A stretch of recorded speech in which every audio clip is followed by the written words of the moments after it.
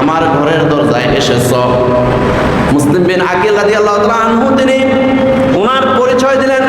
পরিচয় দেওয়ার পরে বুড়িমা বলল, হায় হায়, ও মুসলিম বিন আকিল রাদিয়াল্লাহু তাআলা আনহু, তোমার হাতে 40,000 কুফাবাসী বায়াত গ্রহণ করেছে হুসাইন রাদিয়াল্লাহু তাআলা আনহুর পক্ষে, আর আজকে তুমি একা একা কুফার গলিতে গলিতে ঘুরতেছ।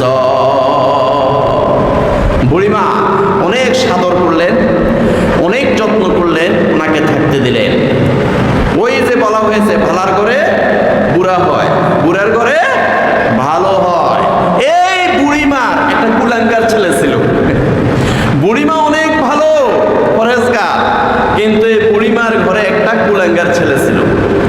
সেও মদ খাইত, সেও জুয়া খেলত, সেও পাপিষ্ঠ ছিল। গভীর রাত্রে ওই ছেলে আসি যখন দেখলো যে মুসলিম বিন আকিল রাদিয়াল্লাহু তাআলা আনহু ওর ঘরের মধ্যে, কারণ সে কুফা নগরীতে শুনে এসেছে ইবনে জিয়াদ ঘোষণা করেছে যে মুসলিম বিন আকিল রাদিয়াল্লাহু তাআলা আনহুকে জীবিত অথবা মৃত তার মস্তক আমার কাছে এনে দিতে পারবে, তাকে 1000 স্বর্ণ মুদ্রা দেবে। সে টাকার লোভে এই বুড়িমার কুলাঙ্গার ছেলে ফজরের সময় হওয়ার সাথে সাথে চলে গেল ইবনে জিয়াদের কাছে, যাই খবর দিল শিকারী আমার হাতে, শিকারী আমার ঘরে, 1000 স্বর্ণ মুদ্রা দেন। ইবনে জিয়াদ বলল, তোমার 1000 স্বর্ণ মুদ্রা পাইবা, আগে মুসলিম বিন আকিল রাদিয়াল্লাহু তাআলা আনহুকে ধরতে হবে।